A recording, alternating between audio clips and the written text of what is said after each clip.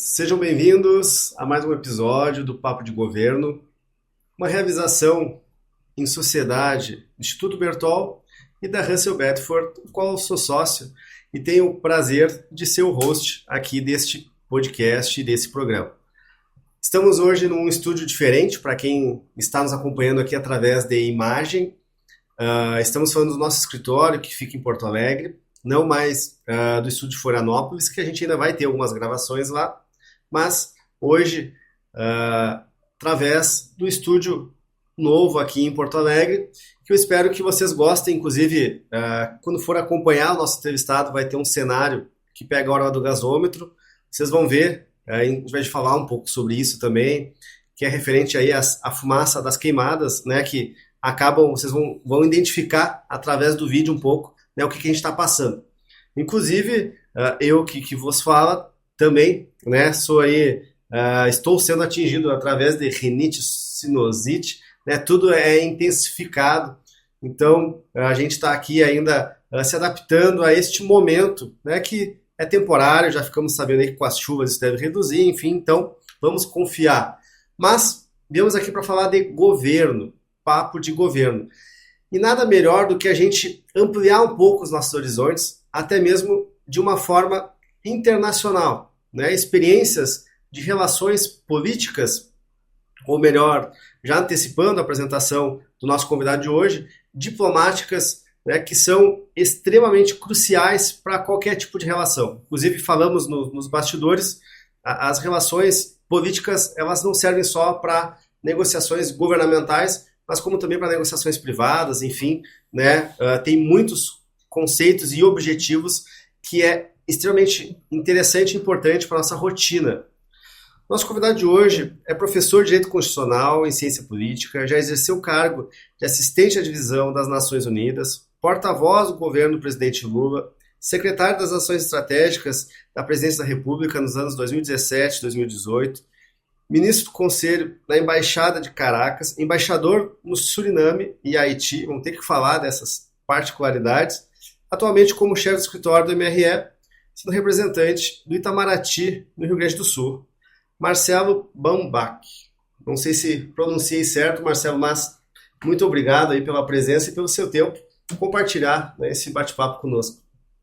Muito obrigado, William. É um prazer estar com vocês aqui, muito prazer ser recebido, e eu tenho certeza que a gente pode conversar bastante aí sobre esses temas. Eu parabenizo vocês a iniciativa de ter esse podcast, que é bastante útil. Não, obrigado. E Marcelo, a gente tem, eu vou falar nós, no sentido de espectadores, né, tanto da esfera eleitoral, sejam eles candidatos, sejam eles eleitores, que é o que a gente atinge hoje muito com o nosso papo de governo. E existe uma preocupação muito grande, e a gente está passando por um ano eleitoral do Poder Executivo, municipal, do conceito de ser político. E eu vejo que na sua profissão, ser diplomata, né, tem isso muito inerente também, né? E você, que hoje procurou, ou melhor, há muitos anos, até isso que eu queria saber de ti, né, há quanto tempo que você vem nessa vida, né, de diplomacia à disposição do governo, né, para que faça essas relações e que facilite, né, a vida de transições, sejam elas internacionais, sejam elas nacionais, como hoje representando o escritório aqui no Rio Grande do Sul. Se puder explicar para nós um pouco melhor de qual que é a função de um diplomata, quando é que começou a sua carreira, enfim, contando um pouco mais da sua história. Ok, muito obrigado. Na verdade, sempre quis ser diplomata, desde que eu me conheço por gente. Meu pai era um entusiasta de assuntos internacionais, ele era professor de história, então me direcionou já desde pequeno para esse tipo de coisa. Nunca tive muita dúvida, eu sempre achei que eu ia ser diplomata. E entrei na carreira em 1990, foi meu primeiro ano. Então eu estou desde esse momento aí na estrada. É a primeira vez que eu sirvo aqui em Porto Alegre, mas já passei por aí, lugares em quase o mundo inteiro, né? Em quase todos os continentes. E o que define, né, os lugares, assim, citei aqui exemplo, né, do Haiti, como outros, né? Como é que funcionam essas representações? Você que escolhe os lugares que você vai, o que que é o primordial? Quais são os requisitos para definir, devo ir para o lugar X ou para o lugar Y? Né? Como é que funciona isso na tua carreira? Depende muito. No início da carreira, nas fases iniciais da carreira, o nosso trabalho é mais de caráter técnico. Então, é normal que a gente receba missões mais técnicas. Por exemplo, a minha primeira missão no exterior foi na OMC, na nossa delegação em Genebra, junto à Organização Mundial do Comércio. E lá nós negociávamos comércio, basicamente. Negociávamos acordos comerciais, negociávamos tarifa. Eu tive o privilégio de ser membro da delegação brasileira que negociou entre 96 e 2000 a cessão da China à OMC. E, então, a gente trabalha mais num nível técnico, né? Discutindo a tarifa, se o Brasil quer uma tarifa maior, uma tarifa menor. Defendendo os interesses defendendo os e explicando os interesses, motivos, né? defendendo os interesses do Brasil, mas de uma forma técnica, né? Nesses pontos iniciais da carreira, nós somos muito executores. À medida em que se progride na carreira, a atuação diplomática passa a ter um cunho mais político. E no último degrau dessa carreira, que é onde eu estou, quando a gente assume chefias de embaixadas, chefias de consulados gerais, etc., aí a nossa atuação é muito mais marcadamente política, porque um embaixador do Brasil, ele é o representante do chefe de Estado junto a um governo estrangeiro. É o poder máximo daquele país naquele estado. Exatamente, o embaixador e o termo técnico é embaixador extraordinário e plenipotenciário, ele é o representante máximo do governo do Brasil, ou do governo de qualquer país, no caso, diante do governo ao qual ele está acreditado. E aí é evidente que não só a atuação da gente é muito mais política, como também os critérios para indicação são mais políticos. Quem indica o embaixador é o presidente da República. Então, evidentemente que o presidente da República tem total autonomia para escolher quem ele queira para ser embaixador, até pessoas que não são diplomatas. Ele pode escolher alguém que não é diplomata. O primeiro chefe na delegação junto ao OMC foi o professor Celso Laffer, que não é diplomata, mas que é alguém que tem profundo conhecimento dos assuntos. Então não é requisito. Não é requisito para ser chefe de missão.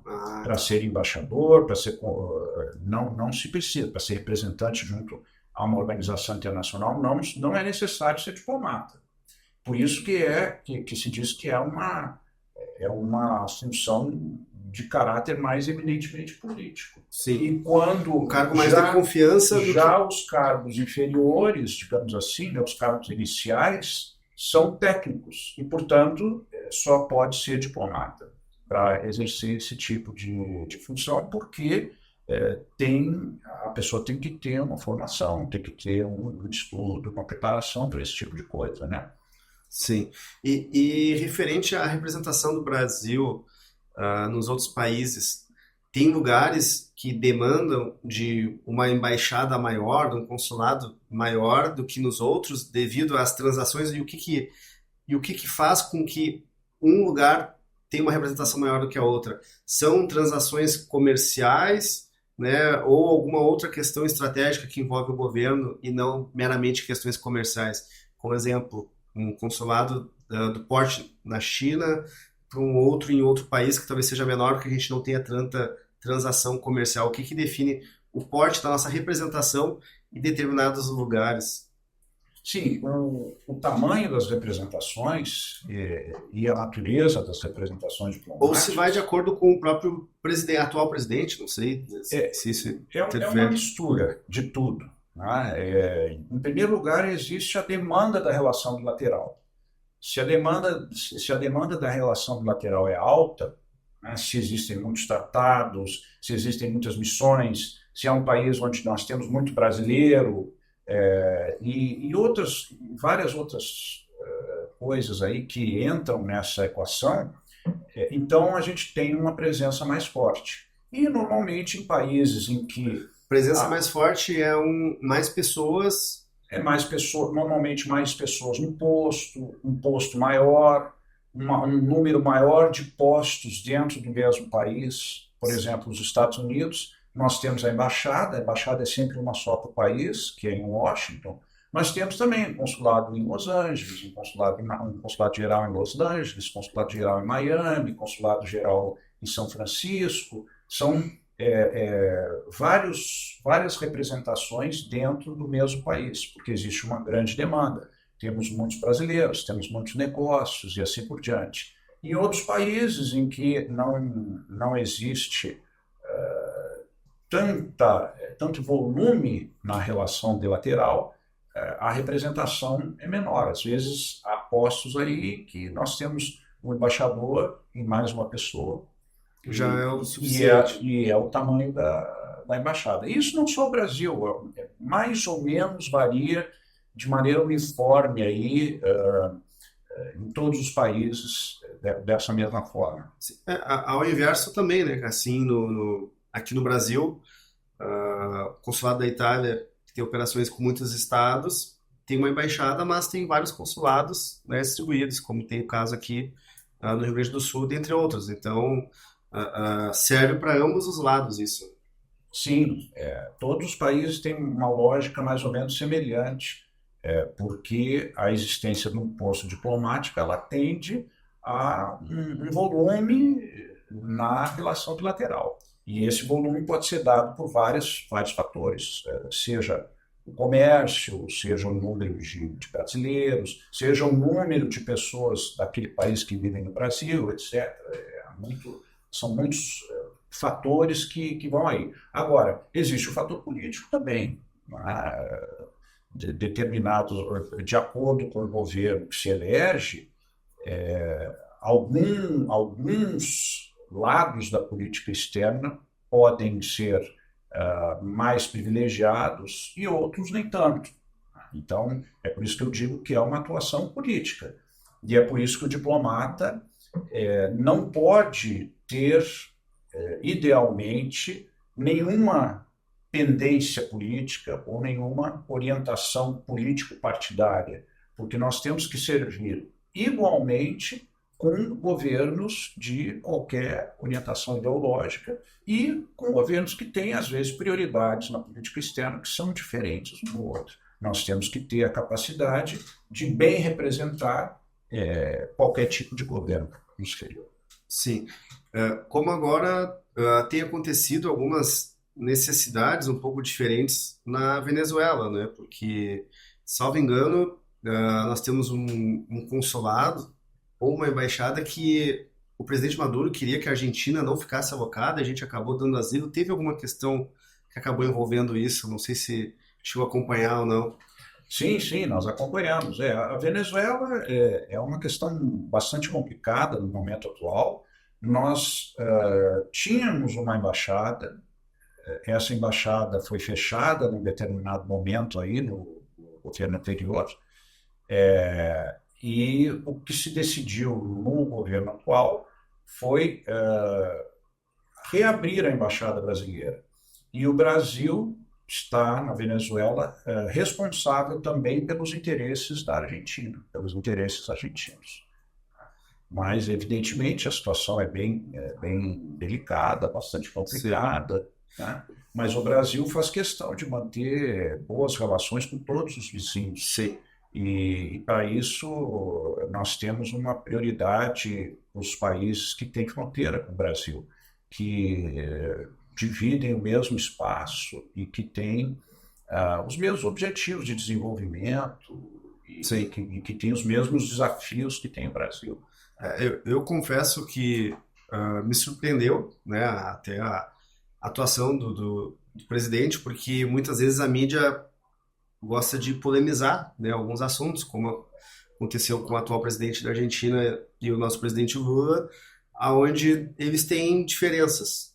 Mas quando se tratou ali da Venezuela, tu vê que as relações diplomáticas binacionais prevaleceram, né, pelas outras operações e prezando pelas operações que a gente tem, sendo talvez um dos maiores parceiros comerciais, a Argentina, né? Então, que muitos poderiam pensar que talvez deixaríamos desguarnecido a Argentina naquele momento, não, né? A gente acabou sendo diplomático e apoiando ali e se ajudando. Eu achei, pelo menos, como civil, né? Como sociedade, acompanhando isso, e não somente o que as mídias acabam, né, nos injetando de informação entre as diferenças dos presidentes, seja o nosso, seja o da Argentina, acabou mostrando que isso está acima um pouco, né, dessas questões, dessas diferenças mais pontuais, né? Sim, sim. Isso eu acho que é um fenômeno que se deve um pouco à psique humana, né? A maneira como nós interpretamos as informações e o que a gente considera importante. Eu acho que até por uma questão evolutiva, o ser humano tende a ver com mais atenção aquilo que pode ser uma ameaça ou que pode trazer alguma coisa ruim.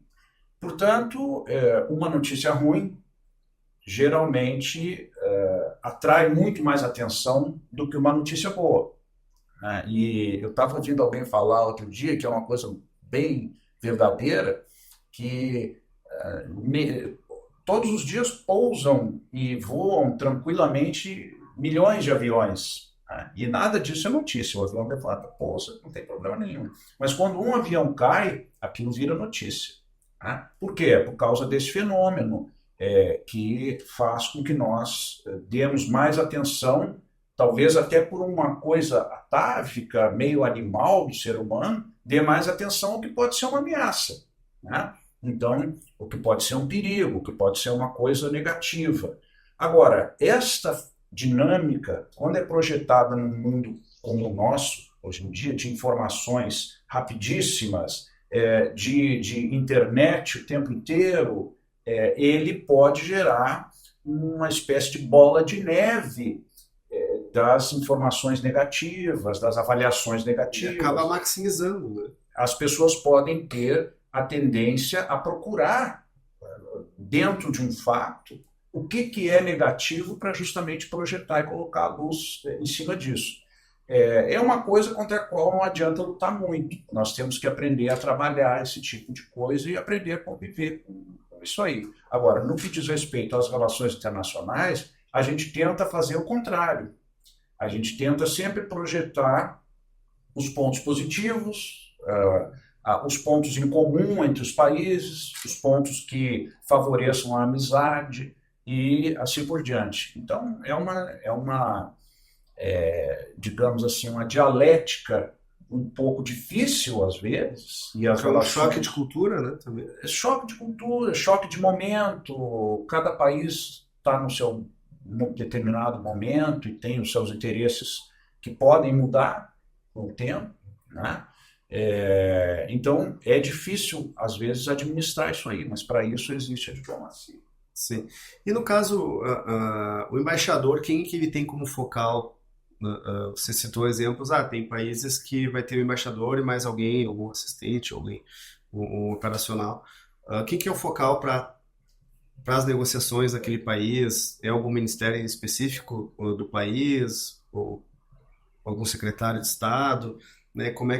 Quem que é o focal do embaixador para levar, exemplo, o presidente do Brasil ou o Ministério das Relações Exteriores passou uma determinada missão, seja até mesmo negocial, enfim, para quem que o embaixador, dentro do país que ele está ali alocado, ele leva essas informações ou não tem um focal, conforme for o assunto. O embaixador, ele pode dialogar com todos os níveis de governo nos países. É claro que isso varia um pouco de país para país, alguns têm maiores sensibilidades, é uma coisa que politicamente tem que ser sempre discernida pelo embaixador. E aí entra exatamente a habilidade da pessoa que está lá como embaixador. Porque se a pessoa tiver habilidade, tiver iniciativa, ela pode obter uma interlocução com os níveis mais altos de governo. Eu já tive lugares onde eu podia falar com o presidente do país. Em outros lugares é um pouco mais difícil, o acesso é mais difícil. Mas aí há pessoas que conseguem, às vezes, formar uma identidade com o governante, conseguem acesso, mas normalmente nós conversamos com todo mundo, nós conversamos Sim. com todos os níveis e procuramos ter uma boa relação, conversamos com a sociedade civil e tudo, sempre respeitando, evidentemente, as sensibilidades locais, né? Porque, em última análise, nós somos representantes governamentais diante de um governo que é personalizado na pessoa do chefe de Estado. E é com ele que se tem a relação. Evidentemente, essa relação é ampla, ela pode ir para outros lados, né? Pode ir para o setor privado também, pode ir para as associações, a sociedade civil, etc., ONGs, mas ela tem que respeitar essa relação de governo a governo em primeiro lugar. Não, perfeito. Tem que ter muita sensibilidade, que é uma das habilidades que o diplomata tem que ter, ou o embaixador na figura que está ali representando, né? De conseguir alinhar, né? Saber que está dentro de um organismo diferente, né? Num país diferente e representar, né? O chefe maior diante dos interesses que tem perante aquela relação binacional. Então, tem uma complexidade que é muito subjetiva e que é uma característica que os diplomatas têm que ter, né? Naturalmente. Saindo um pouco do internacional e vindo aqui para essa nova atribuição que tu acaba tendo dentro do estado do Rio Grande do Sul, a gente vem passando por períodos onde é notório que o Rio Grande do Sul vem sendo alvo de questões naturais, né, bem severas. E recentemente a gente passou aí pelas chuvas, agora conforme até o fundo ali, dá para ver que agora a gente está passando pelas fumaças, né, através das queimadas. Eu confesso que há 3 dias atrás eu achei que não fosse das queimadas, mas já está comprovado que é, né? Imagina pela distância que a gente passa, mas diz que existem rios, né, no ar onde trazem para cá, e de fato, para mim, que nem eu comentei no início, que tem rinite, sinusite, tudo que é it é horrível para respirar. Todo mundo, eu também, acaba tossindo o tempo inteiro. Então essa, para quem não é do Rio Grande do Sul ou para quem não está sendo atingido por essa fumaça, saiba que é bem delicado e a gente de fato, né, já foi, inclusive ontem foi considerado como insalubre o ar que a gente está respirando aqui.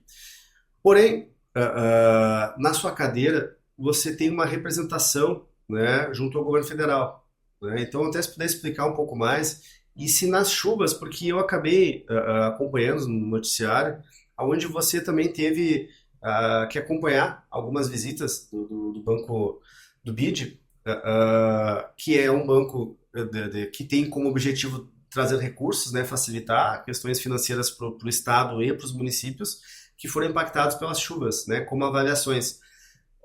Como que funciona o teu papel hoje aqui no Estado e se nas tragédias que a gente sofreu aí em maio, né, tu teve como representante, né, do governo federal alguma participação também direta, né, de visitação, alguma coisa do tipo? Sim, é uma ótima pergunta. Nós aqui no escritório de representação do Itamaraty fazemos basicamente uma ponte entre os governos e as sociedades civis do Estado e o Itamaraty, e o Ministério das Relações Exteriores, e, por extensão, o governo federal naquilo que nos couber, sim, naquilo que tiver relação com a política externa do país. Então, a nossa atividade aqui tem uma gama muito ampla. A gente faz desde validação de documentos aqui, até representação em momentos como esse, que tu citaste aí, uma missão multiagência que veio ao Rio Grande do Sul, capitaneada pelo BID, para fazer justamente a avaliação das perdas e danos que ocorreram com esse desastre. E, nesse contexto, a nossa atuação foi dupla. Uma em em Brasília, ajudando a viabilizar essa missão, que foi uma missão negociada também junto ao governo do Estado. Então, nós temos, o Itamaraty é responsável pelas relações internacionais do país, mas nós não somos os únicos responsáveis. As relações internacionais ocorrem em todos os níveis, ocorrem entre governos estaduais dos países, entre prefeituras. Até eu, essa semana, participei aí, remotamente de uma reunião dos prefeitos da região do Celeiro, ali no norte, no noroeste do Rio Grande do Sul, que tinham uma proposta de ponte entre o Brasil e a Argentina, e que queriam que essa proposta e essa demanda deles chegasse a Brasília. Então eu participei, a gente escuta, a gente tenta entender quais são as razões que eles nos dão e transmite isso para Brasília. Então é uma atuação muito variada, a gente faz diversos tipos de ações, sempre nesse intento de representar o Itamaraty e de fazer uma ponte, não só entre governos, mas também entre a sociedade civil, a academia. Nós auxiliamos, por exemplo, agora, nesse mês, a realização de uma missão da Unicinos para Genebra. O pessoal levou uns alunos lá para entender justamente como é que funcionam as missões lá e tal. Nós, evidentemente, eles é que organizaram a missão, foi tudo iniciativa deles, mas a gente faz o meio de campo, conversa com as missões, recebam o pessoal aí, vamos ver o que nós podemos fazer de programação. Então, a atuação é muito variada. Em tudo que tiver aí a palavra internacional, a gente pode entrar como representante do Itamaraty. Não, até agora, te escutando, fui fazendo algumas analogias de algumas realidades que a gente acaba vivendo. Eu, como conselheiro da Câmara de Comércio Brasil-Paraguai, a gente é uma câmara recente aqui no Rio Grande do Sul, e a gente vem já pensando na questão das missões, né, de levar empresários, né, o governo do Paraguai é muito ativo também para apoiar e para levar, né, trazer incentivos, Lei Maquila, dentre outras, para buscar empresários para o Paraguai. E então, em caso da gente avançar com isso, de fazer uma missão, o escritório poderia apoiar, de repente, de alguma aproximação, ou tem que ser alguma coisa oficial? Hã? Ou tem que ser algo oficial que... Não, mas nós somos o oficial. Não, mas eu digo, teria que vir, ou tem que vir algum pedido oficial para que isso consiga, para que vocês façam essa intermediação para nós. O pedido vindo para nós, pedido de apoio, Isso. uma coisa, ele se torna um pedido oficial. Ah, perfeito. Né? Perfeito. Não precisa claro, vir não precisa vir do governo de Brasília, digamos. Não significa que a gente atenda todos os pedidos, porque as pessoas nos pedem as coisas aqui. Eu dou novamente o exemplo da ponte ali, né? A gente escuta o que as pessoas têm para nos dizer. Claro. Escuta quais são os argumentos e transmite isso para Brasília. A decisão é tomada lá. Perfeito. Né? Perfeito. Agora, no caso de missões, por exemplo, se, por exemplo, vocês estão realizando uma missão e precisam de um apoio nosso para contratar os nossos postos, às vezes até as pessoas querem fazer uma missão, mas não sabem exatamente quais são os interlocutores locais. Uhum. O sujeito quer ir numa missão para ver quais são as melhores práticas de manejo de uma determinada cultura no país X, mas não sabe quem é que pode. Eles sabem que existe lá a expertise, potencial, tudo, mas não sabem exatamente. A gente pode ajudar a identificar também, mas tudo a gente se comunica com Brasília e Brasília solicita. Tá? Mas já é oficial. Sim, claro. É oficial.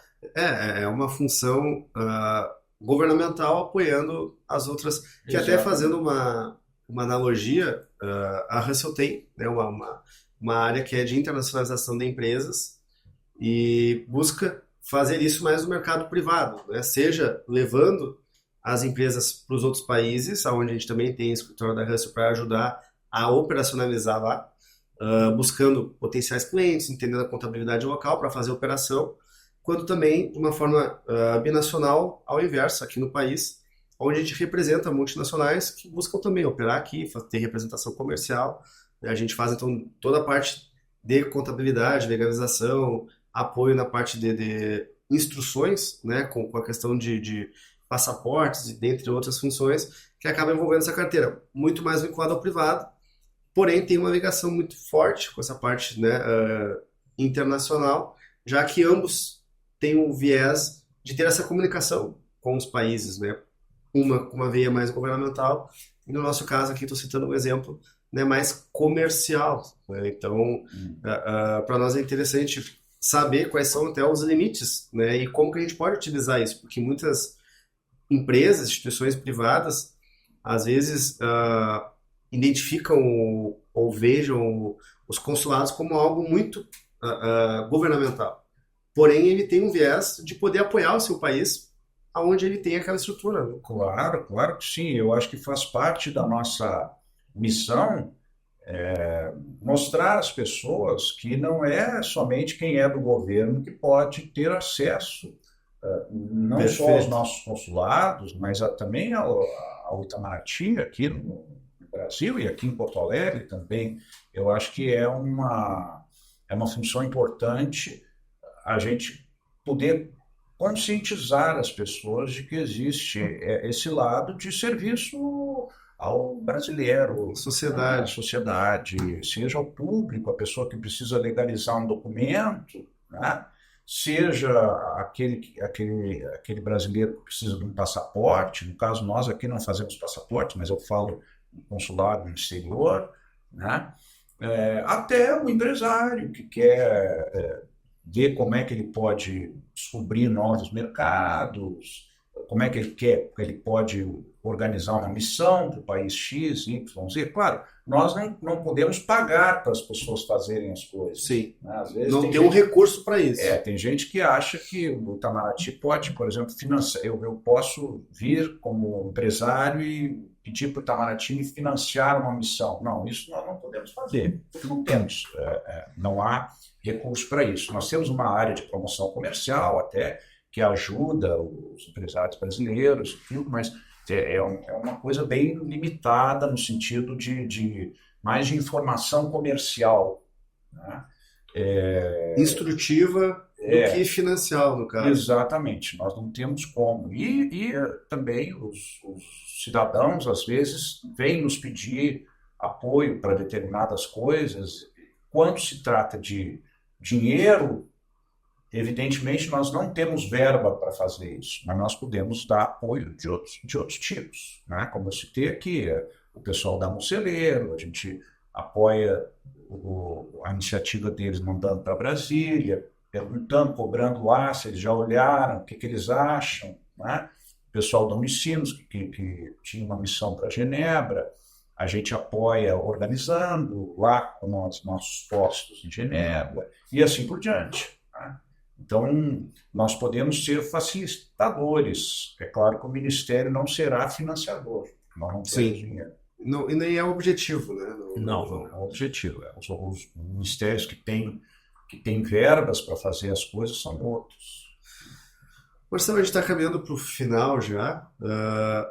De quando você entrou, né, nessa carreira até hoje, você vê mudanças muito drásticas, né, em termos de cultura, de representação, coisas que de repente hoje quem está se preparando e quem quer seguir essa carreira tem que começar a rever ou pensar. Como que você vê do início da sua jornada até agora, né, o que mudou da representação do diplomata? Ela foi algo que está sendo mais utilizada hoje é algo que é mais conhecido, diferente do passado, ou não? No passado era uma figura muito mais ativa do que é agora. Como que você vê essa função a nível nacional e internacional? Ou daqui a um pouco vai me dizer, não, depende do presidente, depende da representatividade, depende do chefe de Estado. Não, evidentemente que depende do presidente, depende do chefe de Estado, depende de vários fatores, mas a resposta para a tua pergunta é sim, as mudanças foram violentas, violentas. Quando eu entrei na carreira, nós recebíamos as nossas comunicações oficiais num caixote que nós chamávamos de sarcófago, e que era, no fim das contas, uma adaptação de um equipamento telegráfico. Então, nós tínhamos aquele sarcófago onde ficavam chegando as comunicações, né? Constantemente ia lá um funcionário, pegava aquilo, juntava, grampeava e dava para as pessoas, né? Isso era o que nós tínhamos como a melhor tecnologia para as comunicações naquela época. Quando eu entrei, e o meu primeiro trabalho no Itamaraty foi na divisão das Nações Unidas. Quando eu entrei na divisão das Nações Unidas, nós tínhamos um computador na divisão, que eram umas 10 pessoas, né? E o computador ele tinha ainda aquele floppy disk, que eu acho que ele não trabalhava sem disco. Sim. E era um computador, né? Ora, hoje em dia, o Ministério tem redes sociais, né? As pessoas têm redes sociais. Então, quando eu entrei no Itamaraty, no Rio Branco, a gente aprende lá na Academia Diplomática que as funções de um diplomata são 3, né? Pelo menos se aprendia naquela época: representar, negociar e informar, né? Evidentemente, hoje em dia, informar está absolutamente relativizado.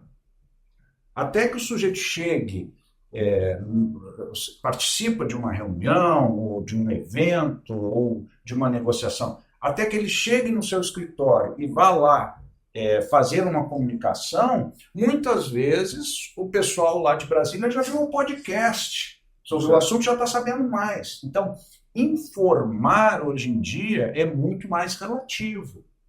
Naquele tempo, havia muitas pessoas que estavam, por exemplo, num posto longe, digamos, lá na Ásia.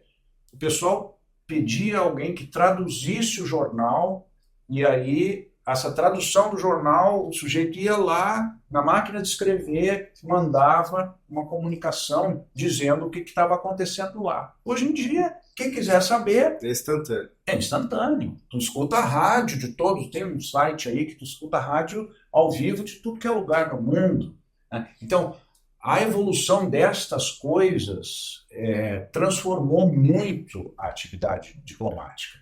Então, eu acho que a parte de informar ficou muito relativizada. Eu acho que virou... nós temos que ter uma capacidade, em vez de simplesmente informar, ficou cada vez mais importante nós termos uma capacidade de filtrar as coisas que a gente recebe e alertar o nosso governo sobre isso, sobre aquilo outro, tá? Em vez de ficar comunicando, porque esse excesso de informação já existe, né? Não era uma coisa que havia quando eu comecei, né? Ou até perfilizar essas informações, né? Porque às vezes pode chegar de forma equivocada, distorcida, então o papel né, exatamente. do agente é uma questão de ênfase, de foco, né? O negociar também mudou bastante, porque quando eu comecei, o negociar era uma coisa entre os governos. Lá com o governo, não pode participar da organização ONG, nem nada. Hoje em dia, não, nós temos que estar atentos a uma miríade de outros atores sociais, sim, para os quais nós temos que dar atenção também, né? E a representação também mudou muito, essa tarefa de representação mudou muito. Nós continuamos formalmente, evidentemente, representando no exterior o nosso governo, e é isso que a gente faz, né? E é por isso que, pelo menos no meu entendimento, o diplomata não pode ter time no que se diz respeito à política. Ele tem que ser um profissional que tem como time realmente o Estado brasileiro, né? Mas existem muitos atores sociais no setor privado, as ONGs, que também querem ser representados no exterior. E nós precisamos estar atentos para isso. É uma coisa que exige uma certa criatividade, ou escutar essas pessoas, transmitir também quais são os anseios e etc. Então, sim, a atividade diplomática mudou muito. E nós temos que lutar para, fazermos cada vez melhor essas coisas que são o núcleo da diplomacia, para que nós não nos tornemos irrelevantes e sejamos substituídos. Sim, tem que se adaptar, Exatamente. como qualquer outra natureza também. A tecnologia ela veio para ajudar, mas muito rápida, né? Então a gente tem que cuidar ainda quais são as atividades essenciais de cada profissão, para que daqui a um pouco não seja banalizado, né? E acaba sendo prejudicado, como muitas outras carreiras hoje já vêm sendo impactadas também. Então, pessoal, encerramos aqui. Marcelo, muito obrigado pelo seu Eu que tempo. agradeço. Sei que tá corrido aí, inclusive hoje até fazendo parênteses, estava uma reunião antes com o governador, uma reunião do governo, se era alguma coisa sobre o ministério, uma função extraordinária que foi criada no Rio Grande do Sul perante a construção, reconstrução, né, do estado diante das chuvas, né? Hoje foi a data como um término, qual foi o objetivo ali daquele encontro, só para a gente poder contextualizar? Hoje houve esse encontro em que o ministro Pimenta, por assim dizer, se despediu um pouco dessa função na Secretaria Especial de Reconstrução do Rio Grande do Sul, que era uma secretaria no nível ministerial criada já para ser uma estrutura temporária para atender uma necessidade maior. Então, juntamente com o governador, com muitos prefeitos, foi feita uma reunião de avaliação do que foi realizado e de qual é o caminho mais adiante. É claro que essa estrutura não vai ser totalmente desmobilizada, eu não estou por dentro aí dos detalhes burocráticos da coisa, né? Mas terá que haver um segmento de tudo isso, até porque muitas obras que foram começadas, muitas iniciativas que foram começadas, são coisas assim de mais longo prazo, 2, 3 anos, não é uma coisa que vai terminar logo. Mas foi bem impressionante assim, ver os dados, por exemplo, das transferências que foram aprovadas pelo Rio Grande do Sul, nesse período aí de 98 bilhões, que é mais do que o orçamento do Estado do Rio Grande do Sul anual, né? Então, eu acho que agora passamos por uma nova fase. O importante, na minha opinião, isso pessoalmente, é nós não deixarmos esse ímpeto inicial, que foi muito forte, né? Que foi, digamos assim, sem precedentes, né? Deixar que esse ímpeto se esvazie, porque a gente vê isso, inclusive a experiência internacional te diz de maneira muito candente que depois de passado o primeiro ímpeto, justamente aquela coisa que a gente se referia da coisa ruim que aconteceu, aquela informação ruim, aquela notícia ruim que atrai a atenção das pessoas, quando as coisas começam de novo a entrar nos eixos, etc., existe menos atenção, existe menos mobilização e as iniciativas ficam pela metade. Eu acho que aqui no Rio Grande do Sul a gente tem que ter um cuidado muito especial. Eu tenho a impressão que as autoridades estão já conscientizadas disso, mas a gente tem que sempre alertar para que esse ímpeto não seja perdido. E a reconstrução não fique pela metade, que é muito importante. Porque seguimos, conforme reforça ao fundo, cercado de rios, né? A gente sabe que teve algumas questões de assoreamento, que é onde tem uma diminuição, né, do cavado dos rios, enfim, do fundo, né, que tinha, exemplo, 6 metros de profundidade, agora tem 4, então, ou seja, existe um temor aí no Rio Grande do Sul que isso possa voltar a acontecer, e a gente tem que estar preparado. Então é importantíssimo que a gente consiga se reconstruir e se construir, né, e se proteger para que evite novas situações. Então, toda ajuda é bem-vinda e, conforme o Marcelo bem ressaltou, que isso não seja algo que temporário, momentâneo, mas que a gente possa, de fato, aprender com tudo que aconteceu e não deixar mais que aconteça. Pessoal, muito obrigado. Marcel, mais uma vez, obrigado pela tua presença. Eu que E agradeço. nos aguardamos, nos encontramos no próximo episódio. Tchau, tchau.